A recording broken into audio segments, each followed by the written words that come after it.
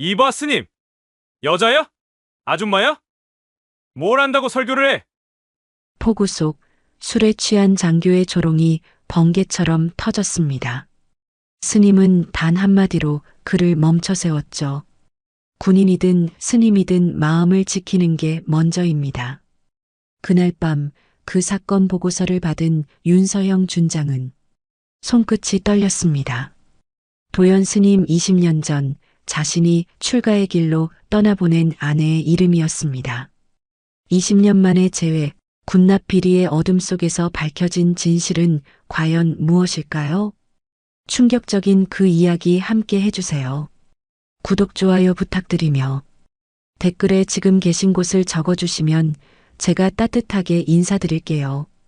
그럼 오늘의 이야기 속으로 들어가겠습니다. 강원도 인제산길, 깊은 밤.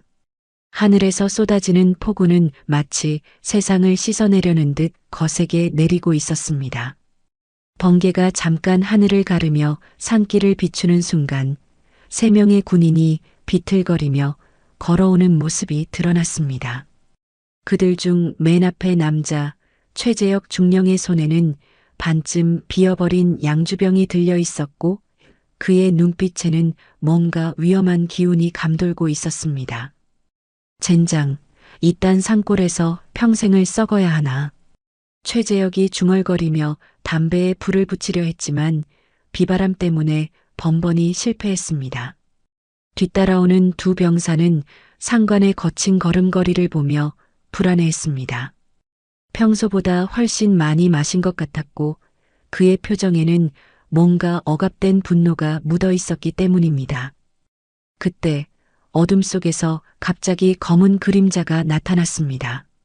검은 장삼을 입은 여성이 등에 보따리를 메고 조용히 걸어오고 있었습니다.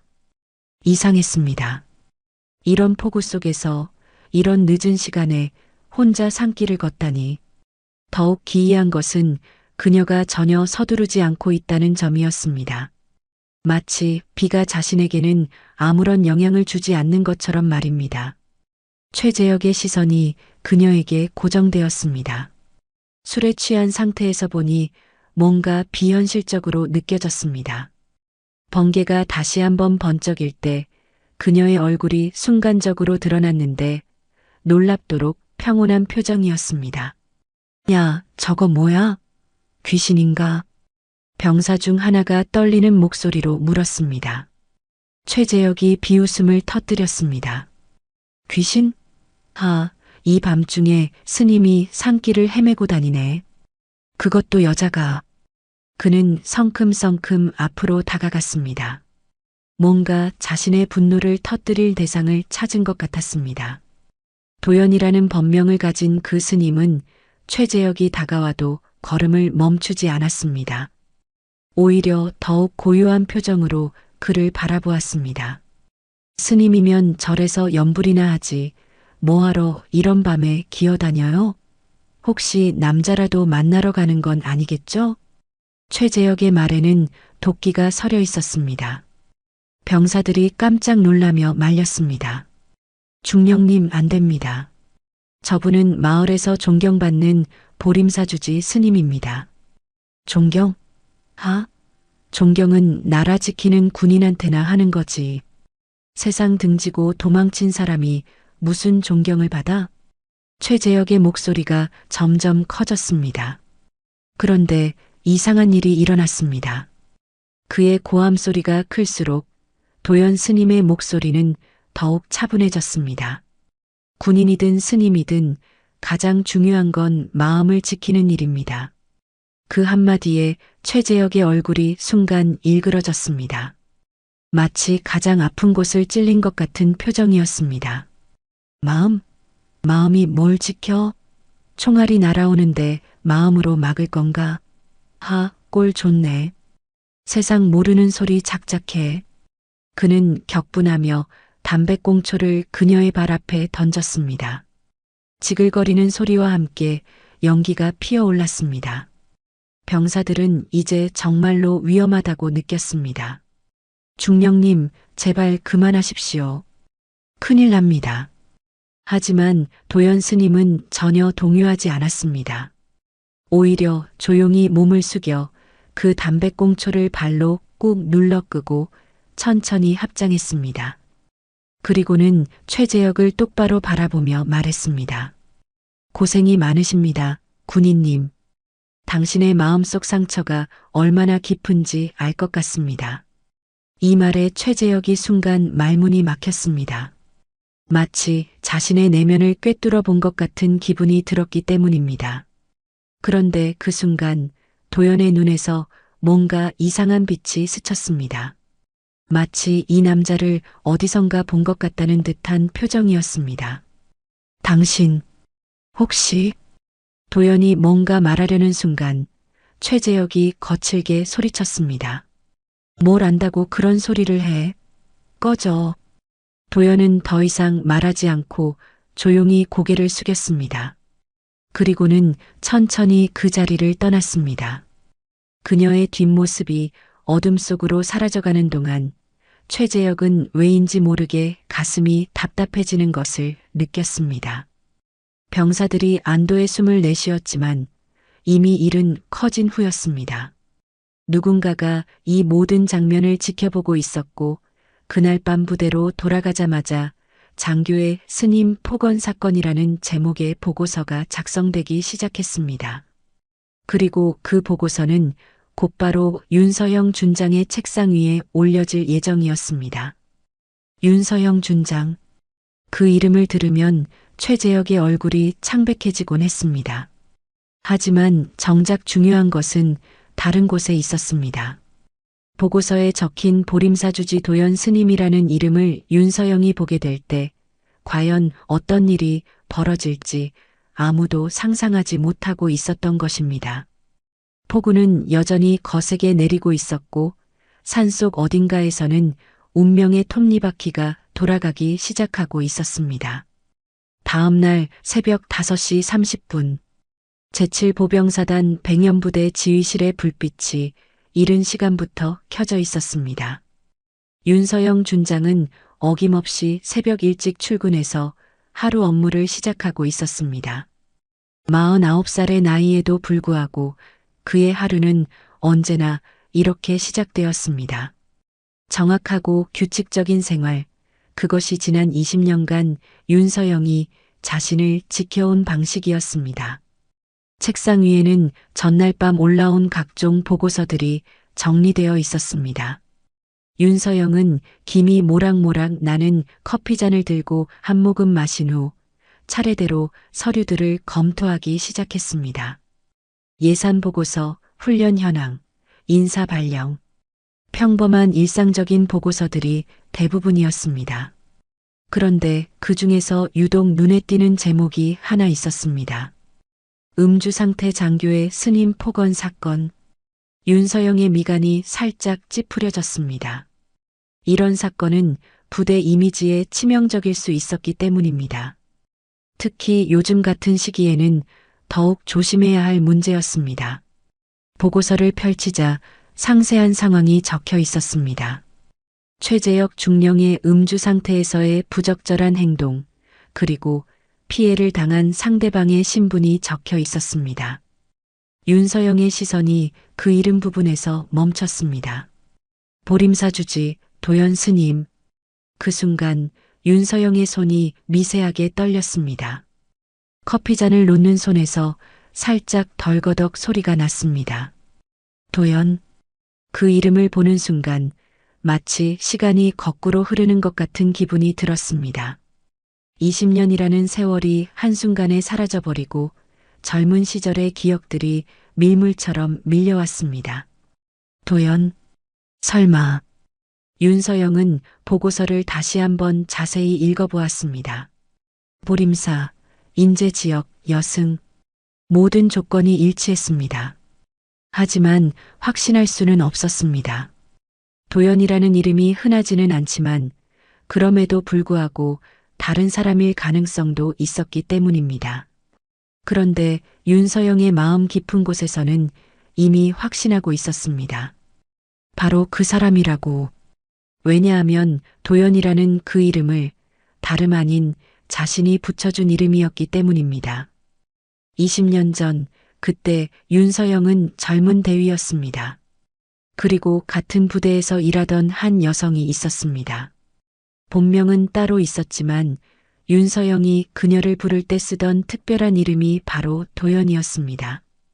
도를 깨닫는 연꽃이라는 뜻으로 그녀의 맑고 순수한 마음을 보고 윤서영이 지어준 이름이었습니다.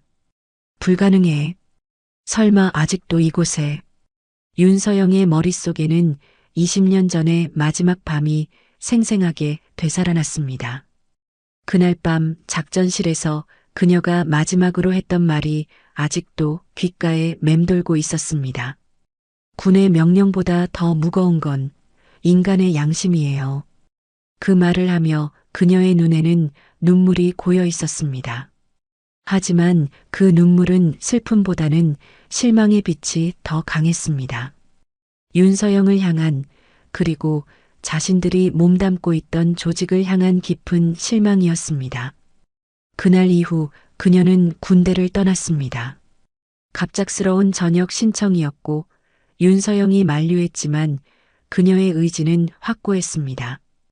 그리고 그 후로 20년 동안 윤서영은 그녀의 소식을 전혀 듣지 못했습니다.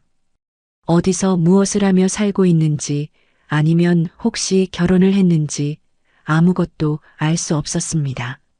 하지만 지금 이 보고서에 의하면 그녀는 스님이 되어 있었습니다. 그것도 이 근처의 보림사에서. 윤서영은 왜 자신이 이 사실을 몰랐는지 의아했습니다. 20년 동안 이 지역에서 근무했으면서도 전혀 알아차리지 못했다는 것이 믿기지 않았습니다. 준장님? 갑자기 문을 두드리는 소리와 함께 부관의 목소리가 들렸습니다. 윤서영은 황급히 보고서를 덮었습니다. 들어오세요. 이강우 대위가 들어왔습니다. 그의 손에는 또 다른 서류가 들려 있었습니다. 준장님, 어젯밤 사건 관련해서 추가 보고 드릴 것이 있습니다. 무슨 일입니까? 최재혁 중령의 행동에 대해 목격자들이 더 있었습니다.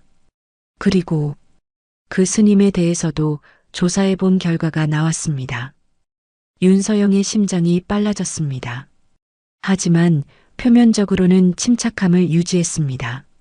어떤 결과입니까? 보림사 도연 스님은 이 지역에서 매우 존경받는 분이라고 합니다. 10년 전부터 주지를 맡고 계시고 지역 주민들을 위한 봉사활동도 많이 하고 계신다고 합니다. 특히 이강우 대위가 잠깐 망설이더니 계속 말했습니다. 특히 우리 부대 병사들이 개인적으로 고민이 있을 때 상담을 받으러 가는 경우도 많다고 합니다.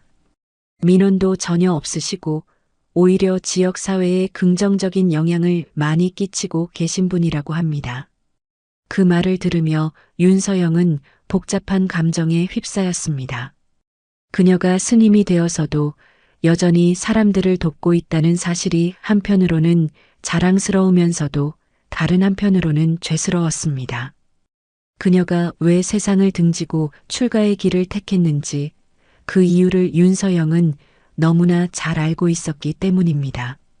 알겠습니다. 최재혁 중령에 대한 징계는 어떻게 진행하죠? 규정에 따르면 감봉과 근신 처분이 적절할 것 같습니다. 그렇게 하세요.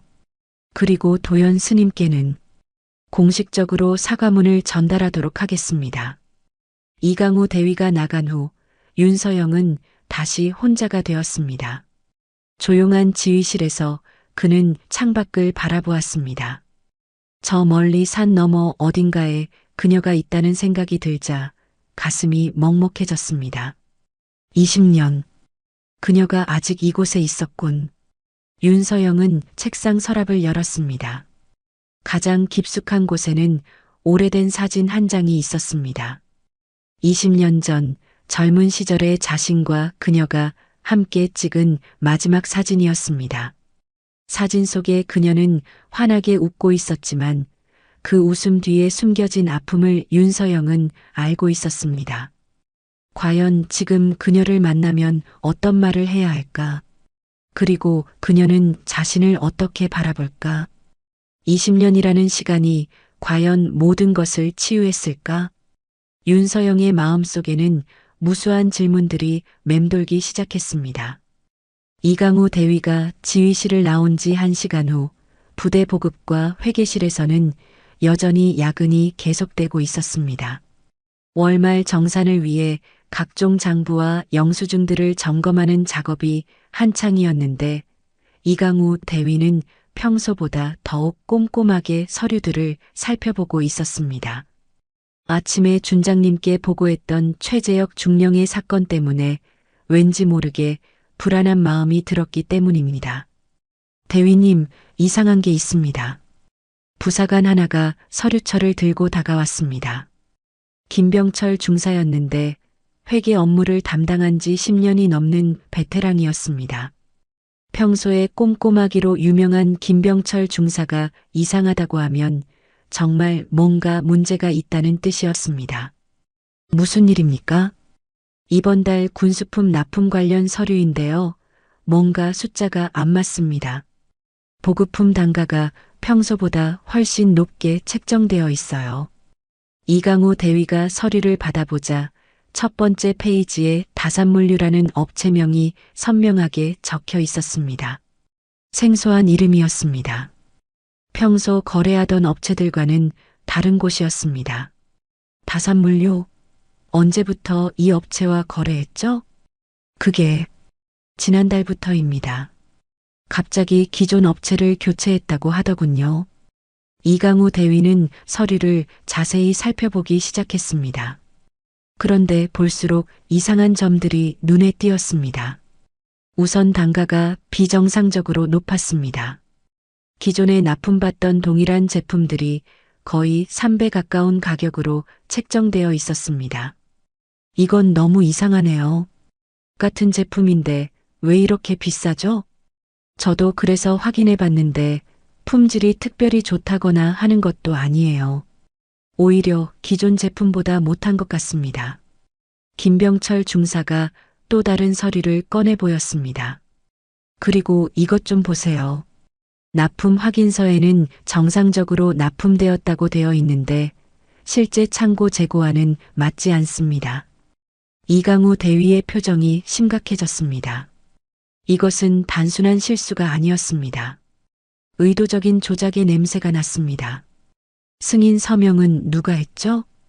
김병철 중사가 조심스럽게 대답했습니다. 최재혁 중령님입니다. 모든 계약서와 승인서에 중령님 서명이 있어요. 이강우 대위는 심호흡을 했습니다. 상황이 생각보다 심각했습니다. 만약 이것이 의도적인 비리라면 그리고 최재혁 중령이 연루되어 있다면 어제 밤의 폭언 사건은 빙산의 일각에 불과할 수도 있었습니다. 중사님, 이 서류들을 모두 복사해서 정리해 두세요. 그리고 지난 3개월치 거래 내역도 모두 점검해 보세요. 알겠습니다. 그런데 대위님, 이 문제를 어떻게 처리하실 건가요? 이강우 대위는 잠시 고민했습니다. 이런 일은 매우 신중하게 처리해야 했습니다. 자칫 잘못하면 자신에게도 불이익이 올 수 있었기 때문입니다. 하지만 군인으로서의 양심이 그를 다른 방향으로 이끌었습니다. 준장님께 보고해야 합니다. 다음 날 아침 이강우 대위는 정리된 서류들을 들고 윤서영 준장을 찾아갔습니다. 윤서영은 여전히 도연 스님에 대한 생각에 빠져 있었지만 이강우 대위의 심각한 표정을 보고는 즉시 정신을 차렸습니다. 무슨 일입니까? 강우 대위. 준장님, 이것은 꼭 보셔야 할 것 같습니다. 이강우 대위가 서류철을 책상 위에 올려놓았습니다. 윤서영이 서류를 펼치자 복잡한 도표와 영수증들, 그리고 계약서들이 가지런히 정리되어 있었습니다. 모든 서류에는 다산물류라는 업체명과 최재혁 중령의 서명이 반복해서 나타나고 있었습니다. 이게 뭡니까? 부대 군수품 납품 관련 서류입니다. 그런데 여러 가지 이상한 점들이 발견되었습니다. 이강우 대위가 차근차근 설명하기 시작했습니다. 정상 단가의 3배로 부풀려진 가격, 실제로는 납품되지 않았거나 불량품이 납품되었음에도 정상 처리된 서류들, 그리고 이 모든 것을 승인한 최재혁 중령의 서명들. 윤서영의 표정이 점점 굳어졌습니다.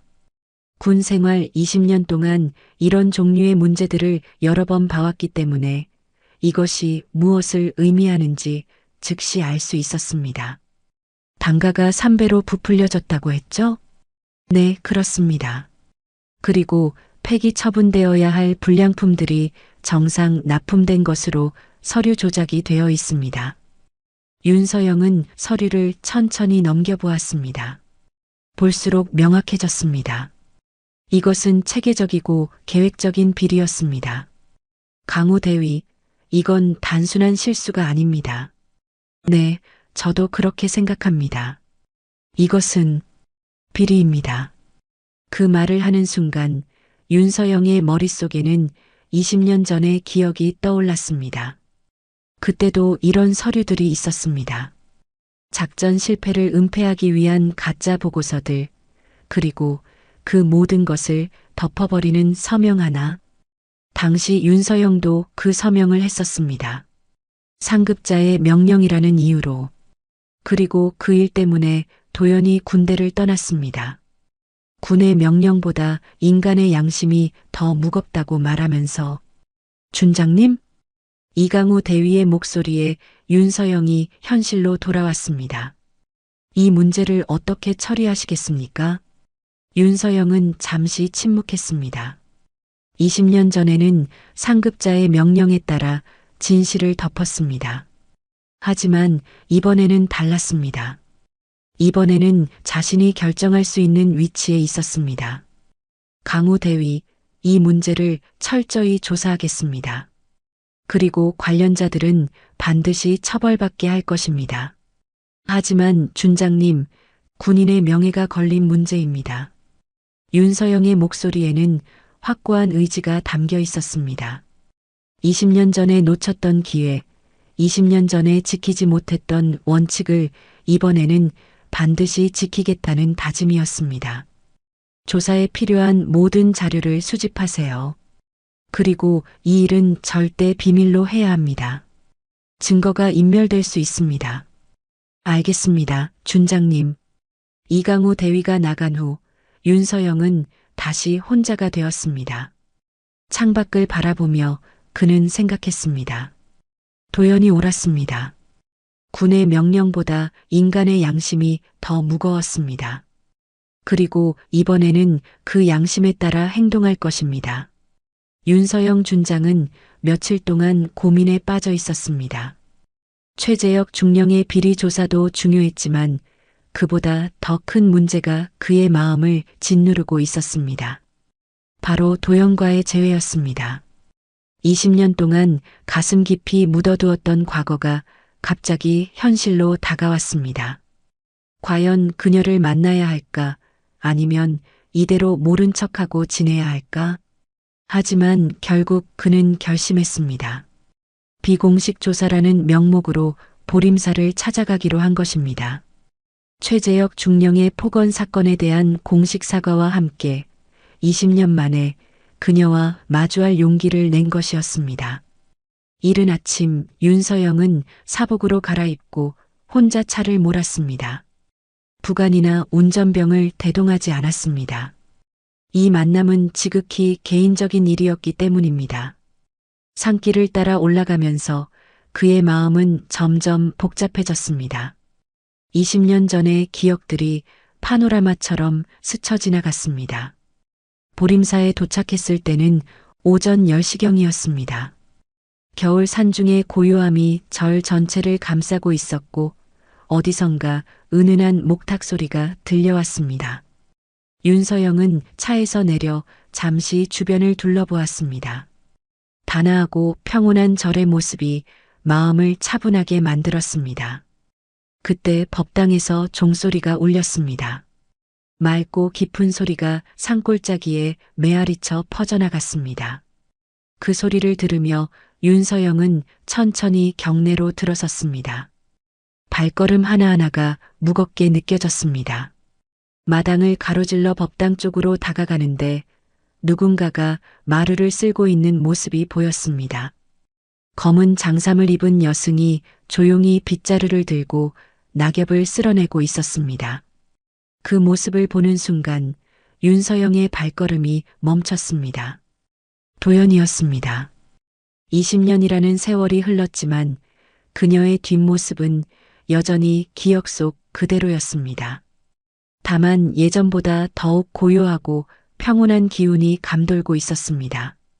도연이 빗자루를 멈추고 천천히 고개를 들었습니다. 그리고 윤서영을 바라보았습니다. 그 순간 시간이 정지한 것 같았습니다. 두 사람은 아무 말 없이 서로를 바라보았습니다. 도연이 먼저 입을 열었습니다. 예상보다 오래 걸리셨네요. 그 말에 윤서영이 놀랐습니다. 마치 자신이 올 것을 미리 알고 있었다는 듯한 말투였습니다. 그대는 알고 있었소? 며칠 전부터 예감이 있었어요. 그 군인이 저에게 폭언을 했다는 소식을 들었을 때부터요. 도연의 목소리는 20년 전과 달랐습니다. 더욱 차분하고 깊어져 있었습니다. 그대는 여전히 예전 그대로구려. 20년 동안 저는 마음을 닦았어요. 그런데 당신은 아직도 전투 중인가요? 그 질문에 윤서영이 잠시 침묵했습니다. 정말로 자신은 아직도 전투 중이었습니다. 과거와의 전투, 양심과의 전투, 그리고 자기 자신과의 전투. 전투는 끝나지 않았소. 다만 이번에는 총 대신 정의를 들었을 뿐입니다. 도연이 고개를 끄덕였습니다. 그리고는 빗자루를 한쪽에 놓고 법당 쪽으로 걸어갔습니다. 들어오세요. 차라도 한잔 하시죠. 윤서영이 법당에 들어서자 향의 냄새가 코끝을 스쳤습니다. 불단 앞에는 촛불이 켜져 있었고 부처님상이 자비로운 미소를 띠고 계셨습니다. 그런데 윤서영의 시선이 불단 아래 한쪽 구석에 머물렀습니다. 거기에는 낡고 녹이 쓴 군번줄이 하나 놓여 있었습니다. 자세히 보니 그 군번줄에는 윤서영이라는 이름이 새겨져 있었습니다. 20년 전 자신이 도연에게 준 선물이었습니다. 그 군번줄은 윤서영의 목소리가 떨렸습니다. 도연이 천천히 말했습니다.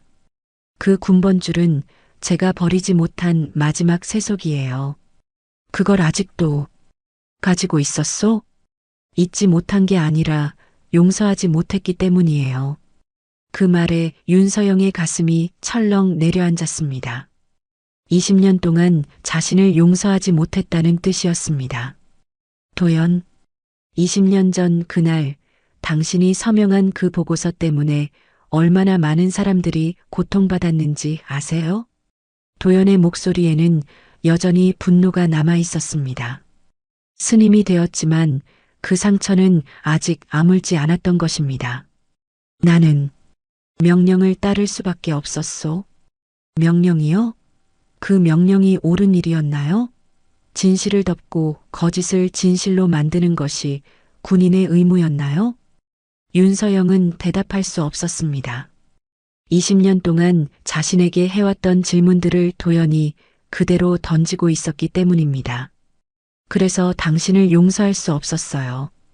당신 개인을 미워한 게 아니라 그런 시스템에 순응한 당신의 선택을 용서할 수 없었던 거예요.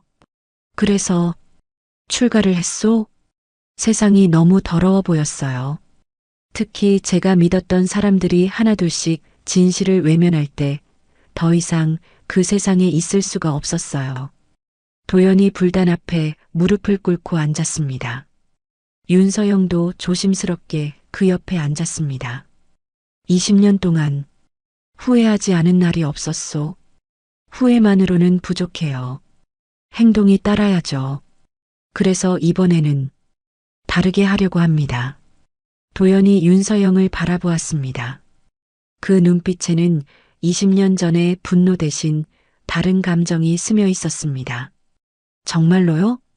최재혁 중령의 비리를 조사하고 있소. 이번에는 진실을 덮지 않을 것입니다. 도연의 표정이 조금 누그러졌습니다. 그렇다면 당신도 조금은 변했군요. 그대가 떠나고 난 후 매일매일이 참회였소. 그날의 선택이 얼마나 잘못된 것이었는지 깨닫는 데는 오래 걸리지 않았습니다. 두 사람은 한동안 말없이 앉아 있었습니다. 20년의 세월과 상처가 그 침묵 속에 담겨 있었습니다. 하지만 그 침묵은 적대적이지 않았습니다. 오히려 서로를 이해하려는 노력이 느껴졌습니다. 이제야 진짜 만난 것 같네요. 도연이 작은 미소를 지었습니다. 20년 만에 보는 그녀의 미소였습니다. 윤서영이 보림사에서 도연과 대화를 나눈 그날 밤 부대에서는 예상치 못한 사건이 벌어지고 있었습니다. 오후 11시경 부대 보급 창고에서 갑자기 불길이 치솟기 시작한 것입니다. 밤근무를 서던 당직병이 가장 먼저 발견했지만 이미 화재는 상당히 번진 상태였습니다. 화재다. 화재 발생. 경보음이 부대 전체에 울려 퍼졌습니다. 잠들어 있던 병사들이 급히 뛰어나와 진화 작업에 투입되었습니다. 하지만 겨울바람이 강하게 불어 불길은 쉽게 잡히지 않았습니다. 게다가 창고 안에는 각종 연료와 화학 물질들이 저장되어 있어 더욱 위험한 상황이었습니다. 최재혁 중령도 현장에 나와 있었습니다. 그런데 이상했습니다. 다른 장교들이 모두 진화 작업을 지휘하고 있는데 반해 최재혁만은 창고 쪽을 바라보며 초조해하고 있었습니다. 마치 뭔가 중요한 것이 불에 타버릴까봐 걱정하는 것 같았습니다. 그때 창고 안에서 비명소리가 들렸습니다. 살려주세요. 누가 좀 도와주세요. 야간 점검을 위해 창고에 들어갔던 병사 한 명이 갇혀 있었던 것입니다. 연기 때문에 출구를 찾지 못하고 있었습니다. 소방대원들이 도착하기까지는 아직 시간이 더 필요했고 매 순간이 생명과 직결된 상황이었습니다. 안 됩니다. 너무 위험해요. 장교들이 만류했지만 누군가 불길 속으로 뛰어들어가야만 했습니다. 그런데 예상치 못한 곳에서 도움의 손길이 나타났습니다. 보림사에서 하산하던 도연 스님이었습니다. 산 아래에서 올라오는 불빛과 소음을 보고 급히 달려온 것이었습니다. 상황을 파악한 도연은 망설이지 않았습니다. 젖은 장삼을 머리에 뒤집어 쓰고 연기가 자욱한 창고 안으로 뛰어들었습니다. 스님, 위험합니다. 병사들이 소리쳤지만 도연은 이미 연기 속으로 사라진 후였습니다. 창고 안은 시야가 전혀 확보되지 않는 상태였습니다. 코와 입을 막고 있던 젖은 장삼이 점점 뜨거워졌지만 도연은 포기하지 않았습니다. 어디 계세요? 대답하세요. 여기 있어요. 간신히 목소리를 따라 찾아간 곳에는 김상철 일병이 쓰러져 있었습니다. 연기를 너무 많이 마신 상태였지만 다행히 의식은 있었습니다. 도연이 김상철의 팔을 붙잡고 출구 쪽으로 끌고 나가려는 순간 천장에서 타고 있던 대들보가 떨어지려 했습니다. 조심하세요. 도연이 김상철을 끌어안고 옆으로 굴렀습니다. 바로 그 자리에 타고 있는 나무 기둥이 쿵 하고 떨어졌습니다. 두 사람은 가까스로 위험을 피했지만 이제 원래 출구는 막혀버렸습니다. 이쪽으로 도연이 다른 방향을 찾았습니다. 창고 옆쪽에 작은 비상구가 있다는 것을 기억해낸 것입니다. 김상철 일병을 부축하며 연기를 뚫고 나아갔습니다. 숨이 막히고 눈이 따가웠지만 포기할 수 없었습니다. 마침내 비상구에 도착했습니다. 문고리가 뜨거워져 있었지만 어쩔 수 없었습니다. 도연이 장삼 소매로 손을 감싸고 문을 열었습니다. 차가운 바깥 공기가 폐 속으로 들어오는 순간 두 사람 모두 정신을 잃고 쓰러졌습니다. 여기 있다. 스님과 김상철 일병이다. 병사들이 급히 달려와 두 사람을 안전한 곳으로 옮겼습니다. 군의관이 응급처치를 했고 다행히 생명에는 지장이 없었습니다. 다만 연기를 많이 마셔서 병원으로 이송해야 하는 상태였습니다. 구급차가 도착하기를 기다리는 동안 김상철 일병이 희미하게 의식을 되찾았습니다. 그리고 자신의 품에서 뭔가를 꺼내 도연에게 건넸습니다. 스님, 이것 젖은 봉투 하나였습니다. 김상철이 화재가 나기 직전에 창고에서 발견한 것이었습니다. 봉투 안에는 여러 장의 서류가 들어 있었는데 물에 젖었지만 글씨는 여전히 알아볼 수 있었습니다. 도연이 조심스럽게 서류를 꺼내보자 군납계약서 사본이라는 제목이 보였습니다. 그리고 그 아래에는 다산물류라는 업체명과 함께 각종 계좌 내역서들이 있었습니다. 모든 서류에는 선명하게 최재혁 중령의 서명이 찍혀 있었습니다. 이건 도연은 즉시 상황을 파악했습니다. 이것은 비리의 증거였습니다. 그리고 이 화재는 단순한 사고가 아니라 증거인멸을 위한 의도적인 방화일 가능성이 높았습니다. 김상철 일병, 이걸 어디서 찾았나요? 창고 안, 철제 캐비넷 뒤에 숨겨져 있었어요. 제가 점검하다가 우연히. 김상철의 말이 끝나기도 전에 구급차가 도착했습니다. 의료진들이 두 사람을 들것에 옮기려 할 때 도연이 봉투를 김상철에게 돌려주려 했습니다. 이건 당신이 찾은 거니까. 하지만 김상철이 고개를 저었습니다. 아니에요, 스님. 저는 이런 거 어떻게 해야 할지 모르겠어요. 스님이 가지고 계세요. 도연은 잠시 고민했습니다. 이런 증거를 자신이 가지고 있어도 되는 걸까요? 하지만 김상철의 간절한 눈빛을 보니 거절할 수 없었습니다. 알겠습니다. 제가 적절한 곳에 전달하겠습니다.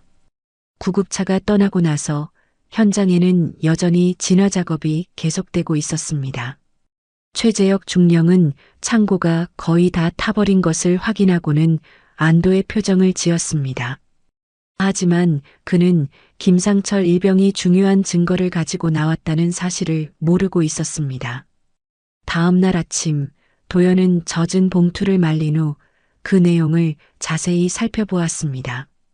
볼수록 심각한 내용이었습니다. 수백만 원에서 수천만 원에 이르는 거액의 비리 증거들이 낱낱이 드러나 있었습니다. 이걸 어떻게 해야 할까? 도연은 고민에 빠졌습니다. 그런데 그때 절마당에 누군가의 발걸음 소리가 들렸습니다. 창문으로 내다보니 윤서영 준장이 다시 찾아오고 있었습니다. 때가 된 것 같네요. 도연은 봉투를 들고 윤서영을 맞으러 나갔습니다. 어서 오세요. 기다리고 있었어요. 무엇을 기다렸다는 말이요? 도연이 젖은 봉투를 윤서영에게 건넸습니다. 이건 당신이 찾아야 할 진실이에요. 윤서영이 봉투를 받아들고 그 안의 서류들을 보는 순간 얼굴이 굳어졌습니다. 이것은 자신이 조사하고 있던 비리의 결정적 증거였습니다. 이걸 어떻게 어젯밤 화재 현장에서 한 병사가 구해낸 것이에요. 그런데 스님, 이건 위험합니다. 진실은 언제나 위험했죠. 하지만 거짓에 비하면 훨씬 덜 위험합니다. 도연의 말에 윤서영이 고개를 끄덕였습니다. 20년 전에는 진실보다 거짓을 택했지만 이번에는 달랐습니다. 고맙소, 도연. 이번에는 반드시 진실이 승리하게 하겠소. 다음 날 오전 부대 헌병대는 화재 사건에 대한 수사에 착수했습니다. 예비조사 결과 이번 창고 화재는 단순한 전기 합선이 아닌 인위적인 방화로 밝혀졌습니다. 불이 난 지점이 여러 곳이었고 특히 서류 보관함 주변에서 인화성 물질의 흔적이 발견되었기 때문입니다. 더욱 의심스러운 점은 화재가 발생한 시간이 야간 순찰 교대 시간과 정확히 일치한다는 것이었습니다. 윤서영 준장은 도연으로부터 받은 비리 증거 서류들을 밤새 분석했습니다. 볼수록 치밀하고 조직적인 범죄였습니다. 가짜 영수증, 허위 계약서, 유령 업체와의 거래, 모든 것이 완벽하게 꾸며져 있었습니다. 그리고 모든 서류에는 최재혁 중령의 서명이 있었습니다. 이제 더 이상 미룰 수 없다. 윤서영은 이강우 대위를 불렀습니다. 강우 대위, 최재혁 중령을 즉시 구속 수사하겠습니다. 준장님, 하지만 아직 확실한 증거가 충분합니다. 어젯밤 화재로 발견된 증거 서류들만으로도 구속영장을 청구할 수 있습니다. 이강우 대위의 얼굴에 걱정이 스쳤습니다. 최재혁 중령은 상당한 인맥을 가지고 있었고 자칫하면 윤서영 준장에게도 불이익이 올 수 있었습니다. 준장님, 신중하게 하시는 게 강우 대위, 군인의 명예가 걸린 문제입니다. 계급이나 인맥에 좌우될 수 있는 일이 아닙니다. 오후 2시 최재혁 중령은 헌병대로 연행되었습니다. 그의 얼굴은 창백했지만 여전히 오만한 표정을 유지하고 있었습니다. 마치 이런 일은 곧 해결될 것이라는 듯한 태도였습니다. 신문실은 삭막했습니다. 형광등의 차가운 불빛과 회색 벽면이 압박감을 조성했습니다. 최재혁이 의자에 앉자 윤서영이 직접 들어왔습니다. 보통은 수사관이 신문을 진행하지만 이번에는 준장이 직접 나선 것입니다. 왜 직접 나오셨습니까, 준장님? 최재혁의 목소리에는 여전히 건방진 기색이 있었습니다. 최중령, 단도직입적으로 묻겠다. 다산물류와의 계약건, 무엇을 설명하겠나? 그게 뭐가 문제라는 겁니까? 정상적인 군수품 납품 계약인데요. 윤서영이 책상 위에 증거 서류들을 펼쳐 놓았습니다. 물에 젖어 구겨졌지만 내용은 선명했습니다. 이것도 정상이라고 하겠나? 동일한 제품을 3배 가격으로 구매한 것이? 최재혁의 표정이 순간 굳어졌습니다. 분명히 모든 증거를 태워버렸다고 생각했는데 어떻게 이런 서류가 나올 수 있었을까요? 그것은 품질이 우수한 제품이라서. 품질 검사 보고서는 어디 있나? 그리고 이 허위 영수증들은 어떻게 설명할 것인가? 윤서영의 목소리가 점점 차갑게 변했습니다. 최재혁이 더 이상 변명할 수 없다는 것을 깨달았을 때 그의 태도가 돌변했습니다. 왜 했나, 최중령? 왜냐고요? 최재혁이 비웃음을 터뜨렸습니다. 다들 그렇게 합니다. 윗사람들 다 그렇게 해요. 나만 나쁜 놈입니까? 그것이 변명이 되나? 변명이요? 웃기네요. 준장님은 깨끗하십니까? 갑자기 최재혁의 눈빛이 날카로워졌습니다. 마치 숨겨둔 비수를 꺼내는 것 같았습니다. 넌 군인의 이름을 더럽혔다. 군인? 하하. 최재혁이 큰 소리로 웃었습니다. 그리고는 윤서영을 똑바로 쳐다보며 말했습니다. 당신은 깨끗합니까, 준장님? 정말로 깨끗하십니까? 윤서영의 표정이 변했습니다. 뭔가 불길한 예감이 들었습니다. 20년 전 그 작전 기억하시죠? 그때 당신이 서명한 그 보고서 말입니다. 신문실의 공기가 순간 얼어붙었습니다. 20년 전 윤서영이 평생 가슴에 묻어두고 살았던 그 일을 최재혁이 언급한 것입니다. 무슨 말인가? 시침이 떼지 마세요. 작전 실패를 성공으로 조작한 그 보고서 당신이 서명했잖아요. 최재혁의 목소리가 점점 커졌습니다. 그 서명 하나로 얼마나 많은 사람들이 묻혔는지 아세요? 진실을 덮고 거짓을 진실로 만든 게 바로 당신 아닙니까? 윤서영의 손이 미세하게 떨렸습니다. 20년 전에 그 악몽 같은 기억이 다시 되살아났습니다. 그리고 그 여자, 그 여자가 군대를 떠난 이유도 그 때문 아닙니까? 당신 때문에 그 여자가 세상에 절망해서 스님이 된 거 아닙니까? 입 닥쳐라. 윤서영이 처음으로 목소리를 높였습니다. 최재혁이 도연을 언급하는 순간 그의 이성이 끊어진 것입니다. 왜요? 진실이 괴로우십니까? 당신이 저지른 일에 비하면 제가 한 일은 세 발의 피죠. 최재혁의 얼굴에 승리한 듯한 미소가 번졌습니다. 당신도 저와 다를 바 없는 사람이에요. 아니, 더 나쁠 수도 있죠.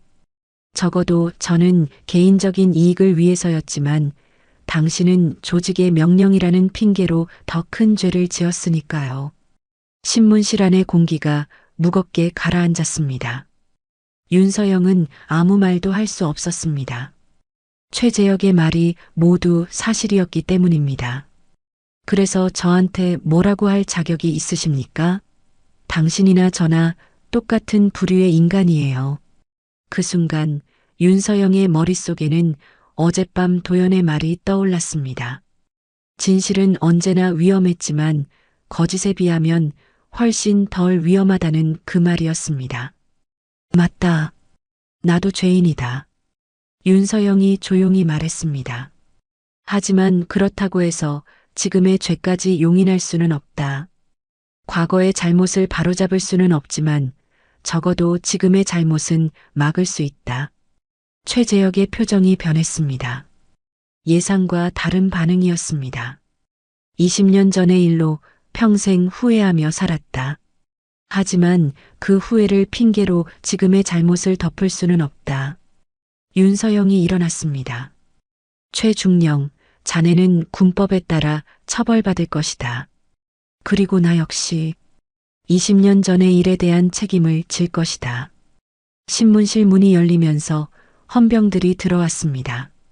최재혁은 여전히 믿을 수 없다는 표정이었습니다. 자신의 비밀 무기가 통하지 않았던 것입니다.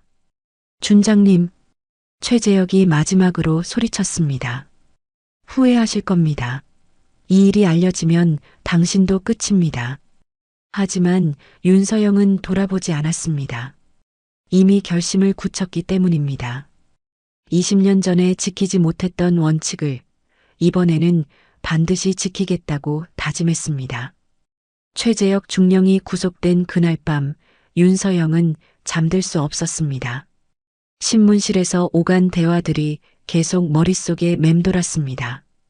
최재혁의 말이 모두 사실이었습니다. 자신도 20년 전에는 진실을 외면했었고 그 때문에 도연이 상처받아 세상을 등졌습니다. 과연 자신에게 다른 사람을 심판할 자격이 있는 걸까요? 새벽 4시 윤서영은 침대에서 일어났습니다. 더 이상 잠들 수 없었습니다. 제복을 입고 거울을 바라보니 피곤에 찌든 자신의 모습이 보였습니다. 하지만 이상하게도 마음은 조금 가벼워진 것 같았습니다. 오랫동안 가슴에 묻어두었던 진실을 마주할 준비가 된 것 같았습니다. 윤서영은 사복으로 갈아입고 보림사로 향했습니다. 이른 새벽이라 길에는 아무도 없었고 산길은 고요했습니다. 차 안에서 라디오를 통해 새벽 종교 프로그램이 나오고 있었습니다. 스님의 차분한 목소리가 마음을 진정시켜 주었습니다. 보림사에 도착했을 때는 새벽 5시 30분이었습니다. 절 전체가 고요한 새벽 공기에 쌓여 있었고 법당에서는 희미한 불빛이 새어나오고 있었습니다. 윤서영은 차에서 내려 천천히 경내로 들어섰습니다. 법당 문이 열려 있었습니다. 안을 들여다보니 도연이 혼자 무릎을 꿇고 앉아 있었습니다. 촛불 하나만 켜진 고요한 공간에서 그녀는 조용히 염불을 하고 있었습니다. 그 모습이 너무나 평화로워 보여서 윤서영은 한동안 발걸음을 멈추고 서 있었습니다. 도연이 먼저 알아차렸습니다. 고개를 돌려 윤서영을 바라보더니 작은 미소를 지었습니다. 일찍 오셨네요. 방해했나요? 아니에요. 들어오세요. 윤서영이 법당에 들어서자 향의 냄새가 마음을 차분하게 만들었습니다. 도연 옆에 조심스럽게 무릎을 꿇고 앉았습니다. 두 사람은 한동안 아무 말 없이 촛불을 바라보며 앉아 있었습니다. 최재혁 중령을 구속했습니다. 윤서영이 먼저 침묵을 깼습니다. 그래서 오신 건가요? 아닙니다. 그보다 더 중요한 이야기를 하러 왔습니다. 도연이 윤서영을 바라보았습니다. 그의 눈빛에서 뭔가 달라진 것을 느꼈습니다. 20년 전 그날, 나는 명령을 따랐소. 윤서영의 목소리가 떨렸습니다. 하지만 그것이 변명이 될 수는 없다는 것을 이제 압니다. 진실을 덮고 거짓에 서명한 것은 분명히 잘못된 일이었습니다. 도연은 조용히 듣고 있었습니다. 그날 당신이 마지막으로 한 말을 기억합니다. 군의 명령보다 인간의 양심이 더 무겁다고 했죠. 네, 기억해요. 당신이 옳았소. 나는 양심보다 명령을 택했고 그 결과 당신을 잃었습니다. 윤서영의 목소리가 점점 작아졌습니다. 그날 이후 20년 동안 하루도 후회하지 않은 날이 없었소. 당신이 왜 세상을 등지고 출가했는지 그 이유를 너무나 잘 알고 있었기 때문입니다. 도연의 눈가에 눈물이 맺혔습니다. 20년 동안 묻어두었던 감정들이 다시 올라오고 있었습니다. 저도 당신을 원망했어요. 오랫동안 그럴만했소. 하지만 지금은 이해해요. 당신도 그 시스템의 피해자였다는 것을. 윤서영이 놀란 표정으로 도연을 바라보았습니다. 당신 개인을 미워한 게 아니었어요. 그런 선택을 하게 만든 시스템, 그리고 그 시스템에 저항하지 못한 우리 모두를 미워했던 거예요. 도연, 20년 동안 이곳에서 마음을 닦으면서 깨달았어요. 분노와 원망으로는 아무것도 바뀌지 않는다는 것을. 도연이 불단 쪽으로 고개를 돌렸습니다. 거기에는 여전히 윤서영의 낡은 군번줄이 놓여 있었습니다. 그 군번줄을 20년 동안 간직한 이유가 뭔지 아세요? 용서하지 못해서라고 했지 않소? 아니에요. 사실은 당신을 잊지 못해서였어요. 그 말에 윤서영의 가슴이 뜨겁게 달아올랐습니다. 당신에 대한 사랑과 실망이 너무 컸어요. 사랑했기 때문에 더 실망했고 실망했지만 여전히 사랑했어요. 도연의 목소리가 떨렸습니다. 출가한 이유도 당신을 원망해서가 아니라 당신을 너무 사랑해서 견딜 수 없었기 때문이에요. 윤서영은 아무 말도 할 수 없었습니다. 20년 동안 자신이 얼마나 잘못 생각하고 있었는지 깨달았습니다. 그렇다면 이제는 당신이 진짜 변했다는 것을 알겠어요. 최재혁 중령을 구속한 것만으로도 충분히 증명되었어요. 도연이 윤서영의 손을 잡았습니다. 20년 전에는 명령에 따라 진실을 덮었지만 이번에는 양심에 따라 정의를 택했잖아요. 하지만 나는 여전히 죄인이요. 우리는 모두 죄인이에요. 중요한 건 그 죄를 인정하고 다시 시작하는 거예요. 도연이 불단에서 군번줄을 가져와 윤서영의 손에 올려놓았습니다. 이제 돌려드릴게요. 20년 동안 제가 지켜온 당신의 마지막 양심이에요. 이건 당신이 잃어버렸다고 생각했던 양심은 사실 여기 있었어요. 제가 대신 지켜온 거예요. 윤서영이 낡은 군번줄을 바라보니 눈물이 나왔습니다. 20년 전 젊은 시절의 자신의 이름이 아직도 선명하게 새겨져 있었습니다. 지금은 그 명령이 아닌 양심을 따르고 있소. 네, 알아요. 그래서 이제 용서할 수 있어요. 도연이 윤서영 앞에서 깊숙이 절을 했습니다. 윤서영도 그녀 앞에서 무릎을 꿇고 고개를 숙였습니다. 나를 용서해 주시오. 저도 용서해 주세요. 20년 동안 당신을 원망했던 것을. 두 사람은 서로를 바라보며 눈물을 흘렸습니다. 20년 동안 쌓인 모든 상처와 오해가 그 눈물과 함께 씻겨 내려가는 것 같았습니다. 그럼 이제 그 길을 끝까지 가세요. 무슨 말이요? 당신이 택한 정의의 길 말이에요. 끝까지 가세요.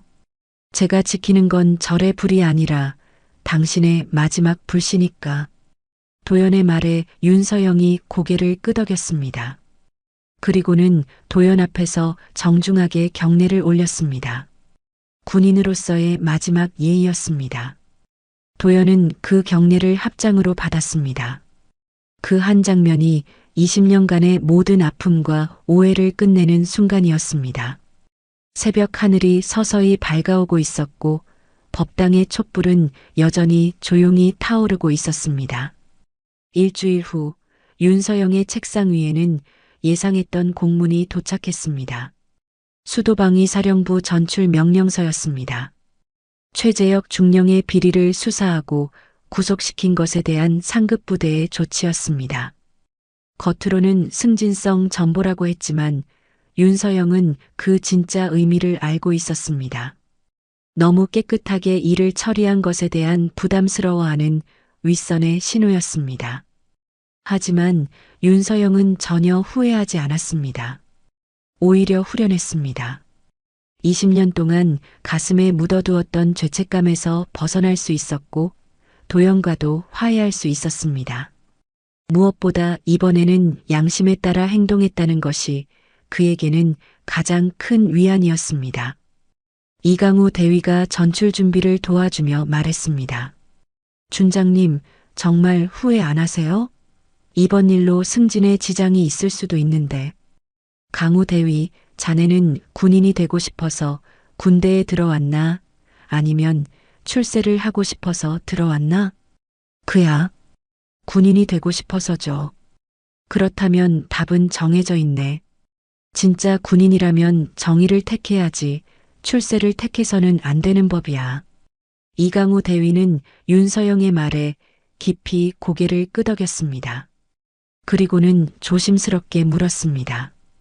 그런데 준장님, 그 스님께는 인사드리고 가실 건가요? 윤서영이 잠시 망설였습니다.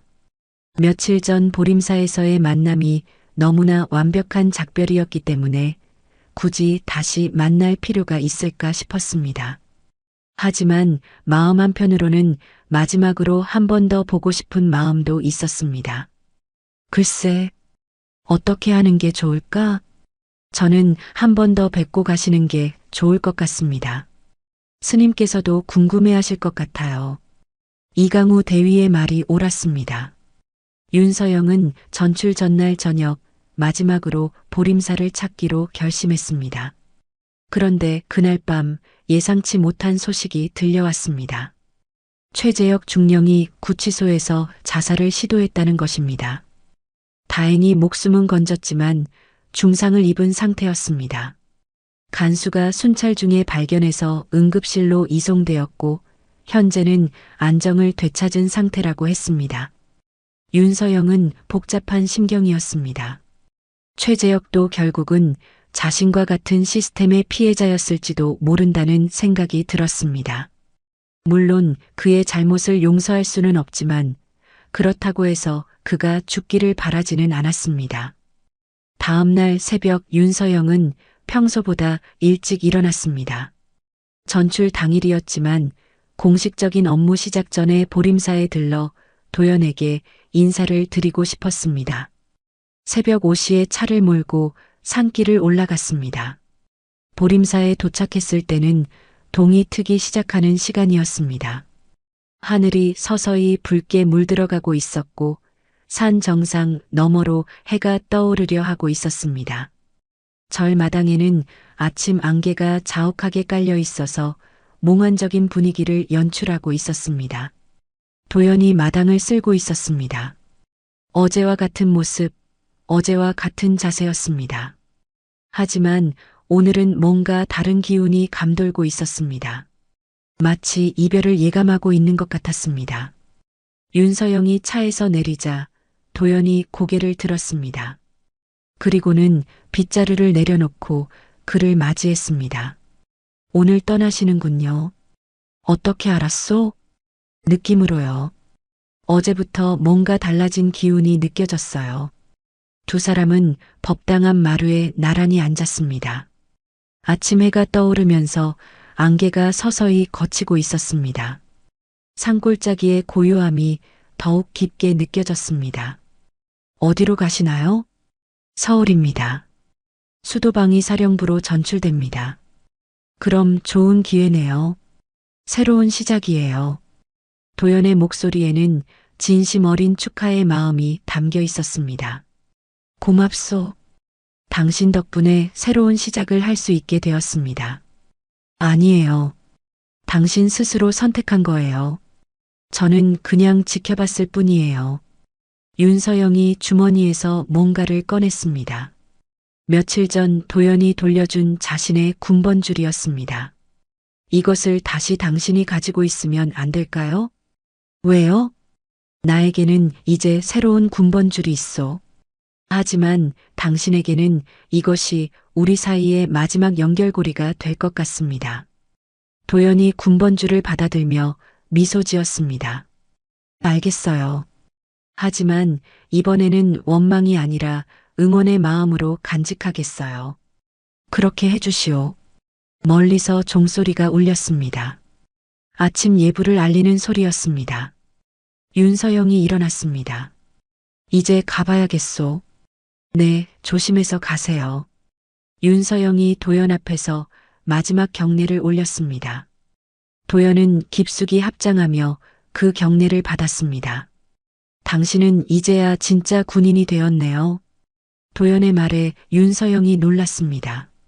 무슨 뜻입니까? 진짜 군인은 명령에 복종하는 사람이 아니라 양심에 복종하는 사람이에요. 이제야 당신은 그런 군인이 되었어요. 윤서영이 고개를 끄덕이며 차로 향했습니다. 시동을 걸고 창문을 내린 후 마지막으로 도연을 바라보았습니다. 건강하게 지내시오. 당신도요. 그리고 앞으로도 지금의 마음을 잃지 마세요. 차가 천천히 움직이기 시작했습니다. 백미러로 보니 도연이 마당에서 손을 흔들고 있었습니다. 윤서영도 창밖으로 손을 내밀어 흔들었습니다. 산길을 내려가면서 윤서영은 지난 20년을 되돌아보았습니다. 젊은 시절의 잘못된 선택, 그로 인한 후회와 고통, 그리고 이번의 구원. 모든 것이 파노라마처럼 스쳐 지나갔습니다. 이제 새로운 곳에서 새로운 시작을 하게 될 것입니다. 하지만 이번에는 다를 것입니다. 명령이 아닌 양심에 따라, 출세가 아닌 정의에 따라 살아갈 것입니다. 보림사에서는 도연이 윤서영의 군번줄을 법당 불단에 정중히 모셨습니다. 그리고 그 옆에 작은 쪽지 한 장을 놓았습니다. 도연, 그 이름은 내가 지키지 못한 진실이었다. 하지만 이제는 지킬 수 있을 것 같다. 도연이 미소 지으며 중얼거렸습니다. 당신은 이제야 군인이 되었네요. 새벽 하늘이 완전히 밝아졌습니다.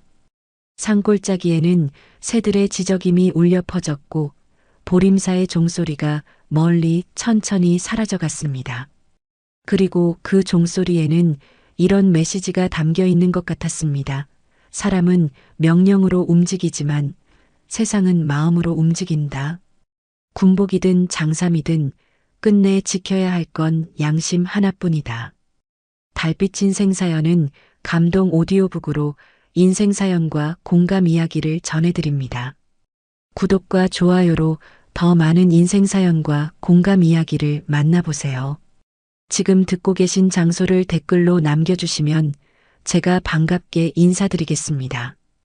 오늘도 함께 해주셔서 감사합니다.